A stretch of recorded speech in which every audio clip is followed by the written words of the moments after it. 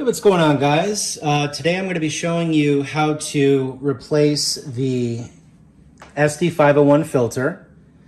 This is our backup machine. It's actually the first machine we bought back in 2015, and we currently have our K8 being deep cleaned at headquarters right now, Nagic headquarters in Torrance.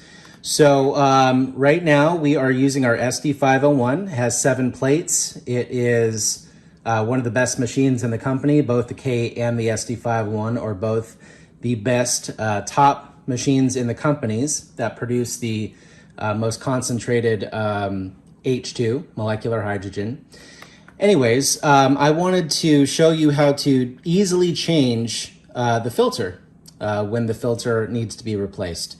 So this is called the HGN. This is specifically for the SD501. And what we're going to do is, first, we're going to take this out of the box, show you what it looks like. Okay, comes with instructions, but you don't need it because I'm going to show you it's really this easy. So just tear this open like so. Comes with a cool little sticker. You could put the date on it so it shows you how long you used the filter before you have to replace it. Takes us anywhere from 6 to 8 months, sometimes longer, sometimes shorter, really depends on the amount of water you use. But every filter for a Kangen machine lasts up to 1,500 gallons. So this right here, which is literally only $100, and it's a double carbon medical grade antibacterial filter, is the ones used in hospitals. This will last you up to 1,500 gallons for only $100. Compare that to anything like Brita, compare that to any other, filter out there that it doesn't compare. So yeah, this is what it looks like. Okay, I'm gonna put this down right here. What you do is you reach over here, you pop this little black plate off like so, put it to the side. As you see, there is the HGN filter in there, okay? And what you're gonna wanna do is you're gonna take this ring, put it to the left, comes right out. This is the thing that locks the filter in place. I like to get a paper towel just because there may be a little bit of residual water in here. And here is the filter. We're going to take this out.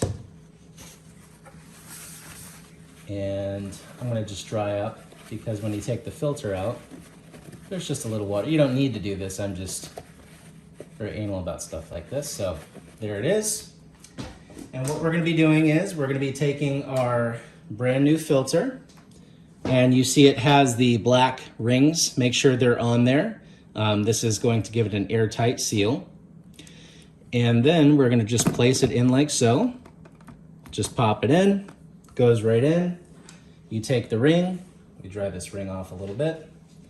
You take the ring, you put it around and down. Okay, make sure it's in place.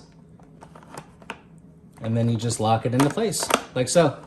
Just like that. Perfect.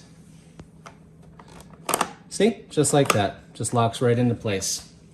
And the very first thing you're gonna wanna do when you replace your filter is you're gonna wanna run the water on clean water for 30 seconds, because it's a brand new filter. Okay.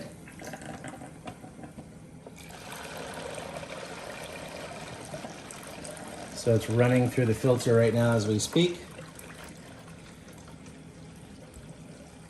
And so you want to get rid of some of that excess carbon in a brand new filter. So you run that for about 30 seconds, and guess what?